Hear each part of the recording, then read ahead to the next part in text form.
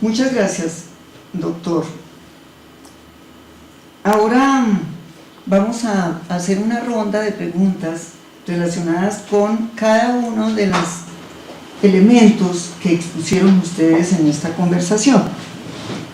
Y indudablemente el elemento que engloba un pensamiento mucho más amplio, en donde da la impresión que estamos dando una conciencia, estamos concientizando desde la misma Corte Suprema Constitucional el enfoque de la ecoética. En el año 2016, tal vez fue la última doctrina, llamando como nos comentaba el doctor Pedraza, llamando al Estado, al gobierno, a tener realmente unas políticas mucho más globales, que tuvieran una presencia fundamental en el desarrollo armónico del país. Entonces, este tema es realmente de una importancia para nosotros, debido a que tiene que trascender a la educación, tiene que trascender a las comunidades, a las organizaciones en todo orden, para que podamos realmente desarrollar un proceso de la ecoética, el ecocentrismo, y mirar realmente cómo es que tenemos un país más armónico. Por favor, doctor, ¿podría usted comentarnos algo más profundo sobre toda esta política que se genera desde una Corte Constitucional en torno a estos conceptos ecocéntricos? Sí, cuando se establece un concepto referente que, como lo decía, en el fallo del Río Atrato del 2016, se hace mucho más visible porque está tocando un tema neurálgico en un departamento muy afectado, con unos índices de desnutrición, de problemática ambiental, de pobreza muy grande. Entonces, cuando se ve el río como sujeto de derechos, digamos, estableciendo un precedente. Para lograr que ese precedente deje de ser una moda, algo que alguien cita de vez en cuando, se convierta en una cultura, se requieren décadas para generar cambios, ¿cierto? En Colombia hablamos mucho del problema de la corrupción, pero ¿quién está hablando de una ética ciudadana, ¿cierto? ¿Quién está inculcando los valores de la honestidad y la honradez en las nuevas generaciones? Entonces nos quedamos haciendo una radiografía de la problemática. La invitación de la Corte con este tipo de fallos también es a que nos apropiemos de una perspectiva diferente de ver una relación con la naturaleza, ¿cierto? Y esa invitación a ver la relación con la diferente cuestiona el modelo tradicional de desarrollo extractivista sobre el que hemos soportado el desarrollo de nuestro país. De todas maneras, para mucha gente es evidente, y las cifras así lo dicen, las regalías de nuestro país dependen de la exportación de carbón, y frente a los acuerdos de cambio climático, la idea es que el carbón va a salir del mercado en menos de 2 décadas. Entonces, ¿hacia dónde vamos a voltear a mirar, ¿cierto? ¿Sobre qué vamos a generar los nuevos ingresos que necesitamos? Lo que mueve el mundo no son las materias primas. Las materias primas, lo que yo les decía al principio, es lo propio del tercer mundo, ser proveedor de materias primas sin ningún valor agregado para el mercado mundial. Pero lo que mueve el mundo es el sector servicios, y el sector servicios se soporta sobre la innovación y el conocimiento. Hacia allá es que tenemos que mirar. ¿Cómo vamos a generar, digamos, el nuevo grupo de científicos que piensen diferente este país, que pensemos diferente en la relación con la naturaleza? Ese es el llamado que hay que hacer, y esos cambios arrancan desde lo pequeño, desde el jardín preescolar, desde la primaria, la secundaria, porque, como decía, son cambios que toman décadas, ¿cierto? Pero en estos momentos los medios de comunicación tienen un papel muy importante, porque, digamos, diciéndolo en términos no ortodoxos, pueden propiciar una iluminación colectiva, en el sentido de que pueden llegar a los lugares más recónditos de Colombia para mejorar la capacidad crítica, la capacidad propositiva, y empoderar a la gente en torno a temas concretos. Por ejemplo, lo de las consultas populares, que es algo que se le ha salido de las manos al gobierno, porque muchos municipios en el país están adoptando como esa estrategia de participación para frenar los impactos de la gran minería y proteger el agua. En ese sentido, entonces, la invitación es a acelerar, digamos, esa adquisición de cultura ciudadana, esa sensibilidad frente a los temas ambientales, para desde las acciones cotidianas nosotros tener una actitud diferente con la naturaleza y una actitud de mayor sostenibilidad. Muy bien, doctor, gracias. Hay una pregunta que realmente es básica en esta conversación, que se refiere a, primero, a la educación. Es que la educación es fundamental. La educación no puede estarse mirando, como pensábamos en un momento determinado, como una cosa especializada, ¿no? Como algo en donde la gente ya está adulta y empieza a reflexionar sobre la armonización del globo. Entonces, esa calidad de la educación de la cual siempre estamos hablando, pero que no la encontramos en ninguna parte, exceptuando los instrumentos y exceptuando una serie de especialidades de todo orden, ¿dónde la encontramos? En la básica de las comunidades, donde estamos trabajando sobre esas organizaciones comunitarias que tienen que estar siendo empoderadas para trabajar con la territorialidad y por supuesto con los derechos básicos como el agua, como la salud, que aquí nosotros todavía no lo tenemos como derechos básicos. Pero sí sería muy importante que el profesor Franco nos contara un poco más profundamente estos procesos que se están desarrollando en las comunidades.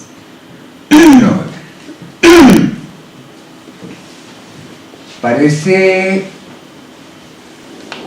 increíble que el tema de la educación no se haya visto como un asunto transversal a todos los procesos de desarrollo y que todavía en torno a los acuerdos de La Habana no hay un capítulo que hable de educación.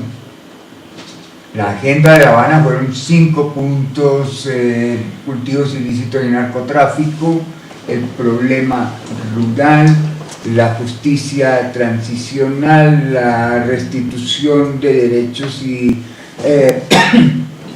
a las víctimas, etcétera, etcétera. Pero el tema de la educación quedó inédito en los acuerdos de La Habana.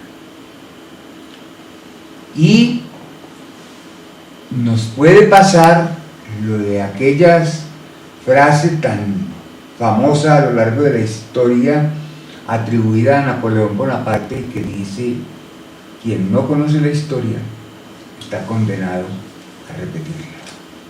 De tal manera que el tema de la educación, ya lo han mencionado mis colegas en esta conversación, tiene que estar en la cabeza de todos estos procesos, con unos aditamentos, unos calificativos fundamentales al tema de la educación como formación de conocimiento, como formación y apropiación de sabiduría.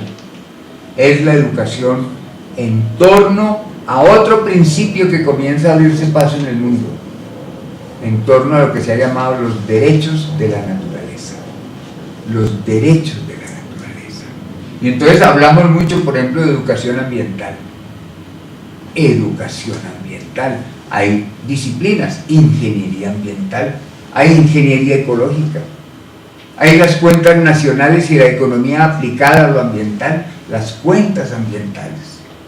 Todo eso se abre paso en el mundo desde hace ya varios decenios, pero el elemento crucial de la educación, también como derecho fundamental, desde la cuna, permanece inédito en todos estos procesos, y es un punto central sin el cual poco habremos avanzado.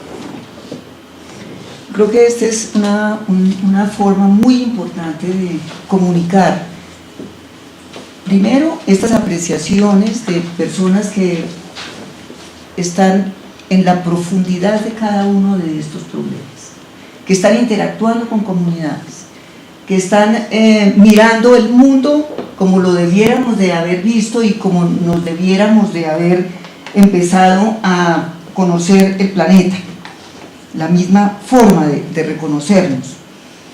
El profesor Celi, por ejemplo, nos comenta sobre toda la simbología que tiene en todas las culturas el agua, fuente de vida.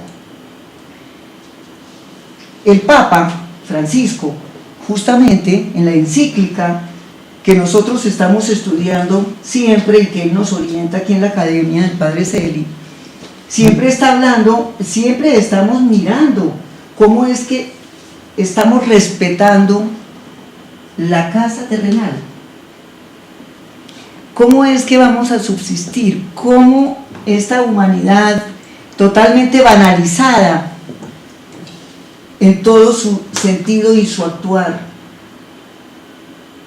¿En qué momento tenemos que pensar en serio en estas fuentes de vida que son la fundamentación? No solamente para los futuros, sino en el aquí y el ahora.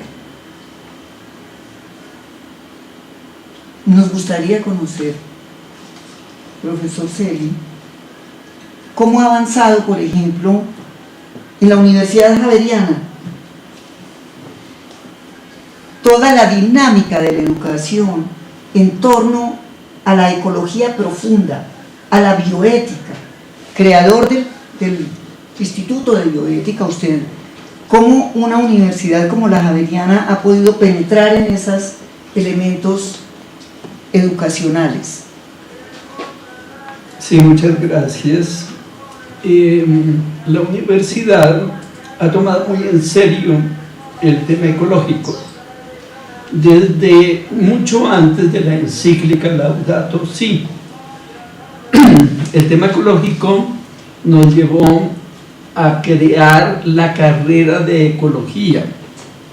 Por ejemplo, yo fui parte de ese grupo trabajando en la formación de un currículum para formar ecólogos. Después la universidad dio a luz una facultad nueva, una facultad que se dedica a los aspectos rurales, a los aspectos ecológicos específicamente. Y con el Instituto de Bioética abrimos el horizonte del concepto de bioética, que estaba muy restringido a los aspectos de salud humana y a cuestiones solamente médicas, que es toda la trayectoria de una bioética europea y norteamericana. Y aquí abrimos el concepto hacia una bioética ecológica, que se llama también ecoética, biopolítica, en otros conceptos, etc. Y por lo tanto dimos mucho impulso a la creación del Instituto de Bioética. A partir de la encíclica papal Laudato Si, que significa loado sea mi Señor, bendito sea el Señor por habernos regalado esta creación, este planeta. Eso es lo que significa el nombre de la encíclica en un italiano antiguo del siglo XVI. Entonces hicimos responsable a cada facultad de las 18 que hay en la universidad, que debería ser un simposio para toda la universidad, incluyendo personas de fuera, sobre diferentes temas de la encíclica Laudato Si. Y esto ha sido maravilloso, porque nos ha hecho muy conscientes a todas las disciplinas sobre el tema de Laudato Si. Estuve dando un curso en una universidad en Sinaloa, en México. Allá paralizaron todas las actividades de la universidad para dedicarla durante una semana a la encíclica Laudato Si. Toda la universidad hablando del tema. Finalmente yo quisiera decir, mire, yo soy campesino. Mi educación fue simplemente en el campo. Mi hermano mayor y yo teníamos que madrugar a las 4 de la mañana a ir a coger el caballo a un potrero porque teníamos que irnos a la escuela del pueblo desde la finca 1 hora a caballo para ir a estudiar. Entonces, desafortunadamente soy un campesino desplazado, porque a mi hermano mayor y 11 trabajadores los mataron una de nuestras guerrillas. No quiero decir cuál. Y nos tocó venirnos a Bogotá. Por lo tanto, yo soy un campesino prestado a la ciudad, y yo quisiera en el posconflicto que se facilitara todas las posibilidades para que volvamos al campo, los campesinos, los que ya hemos transitado y experimentado la ciudad, que volvamos al campo con aprendizaje de una forma ciudadana de vivir, y que nos restituyan nuestra cultura originaria, identitaria de ser campesinos. Yo me crié bañándome en una quebrada que teníamos en la finca. Quiero volver a esa quebradita, a bañarme allá. Quiero volver. Gracias, muy amable. Otro tema que es realmente que nuestros expertos nos han comentado, y que es una pregunta de mucha gente cuando vamos a las universidades, los jóvenes, la gente, bueno, todos somos jóvenes, ¿no? Pero la gente más joven, uno ha notado que la gente ya, sobre todo a nivel estudiantil, está mucho más interesada en todos los problemas que estamos tratando sobre los ecosistemas, sobre la ecoagricultura. Todos estamos pensando en alimentos limpios, todos estamos pensando en la defensa de las ollas hidrográficas. La gente mayor ya como que se desalineó de ese pensamiento básico de la vida, ¿no es cierto?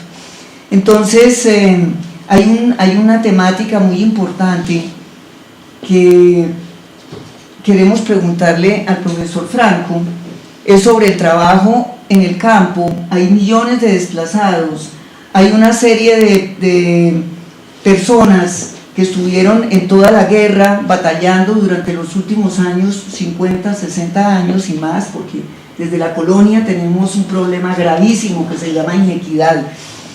Entonces, la gente se pregunta, y muchos podrían contestar cosas supremamente superficiales cuando no se conoce a fondo esta posible formulación de actividades muy de fondo de la defensa de los ecosistemas, de las vertientes de agua, de los páramos. Nos gustaría que nos comentara algo respecto a eso, profesor Franco. Considero que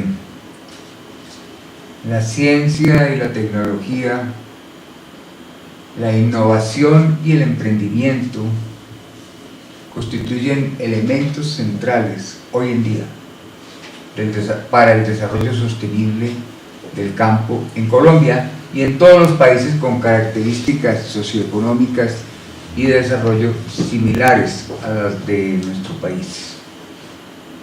No obstante, si tuviéramos tiempo de hacer una revisión de lo que han sido, por ejemplo, los programas de desarrollo alternativo de los cultivos comerciales de coca en Colombia, desde los proyectos de Naciones Unidas, pasando por el Plante de Samper, el Plan Colombia de Pastrana, la seguridad democrática de Uribe, las familias en acción, todo esto, podemos llegar a una conclusión fundamental.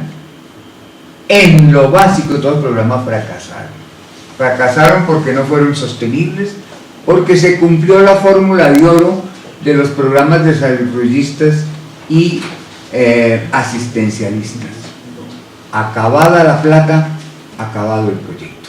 Y eso es lo que ha pasado históricamente.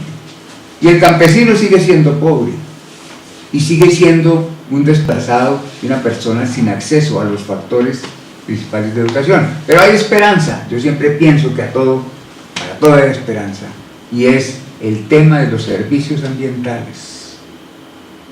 Colombia todavía mantiene en pie como un 45, un 50% de los bosques originales. Y si vamos a la Amazonia, podemos decir que el 80% de la Amazonia colombiana está en pie. Y un 50-55% de las selvas del Pacífico permanecen en pie, aunque muy intervenidas, no son prístinas, están intervenidas.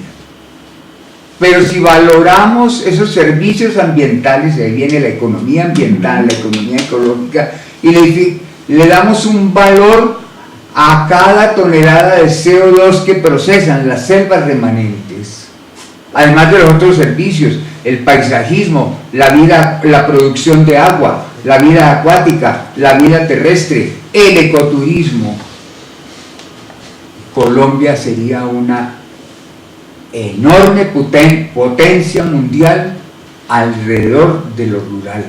Si en vez de seguir insistiendo en producir maíz 2 veces por encima del costo del maíz que producen Estados Unidos u otros países desarrollados, y nos concentramos en valorizar nuestros activos ambientales y propiciamos una mejor calidad de vida para los colombianos en el campo que protegen esos bosques, que ofrecen servicios ambientales, y les damos valor en el mercado, pasamos de la triste historia del aserrador ilegal que comercia 80 metros cúbicos de cedro a costa de centenares y, por qué no, miles de años de producción de oxígeno de esos 80 metros cúbicos de madera que ese hombre se enriqueció casi siempre de manera ilegal.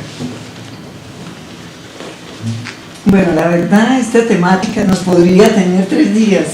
Creo que cada uno de los temas que se han tratado hoy vale la pena como trasladarlos a un seminario y a unas discusiones mucho más profundas, con mucha gente que tengamos muy presente, aunque tiene mucha audiencia este programa. Y les recuerdo que dura más o menos un mes al aire, de tal manera que muchas preguntas van a llegar a ustedes, muchas, esperamos que haya muchísimos jóvenes interesados en esta audiencia, y les doy las gracias por esta maravillosa sesión académica que hemos tenido. Muchas gracias. Muchas gracias a ustedes. Yo no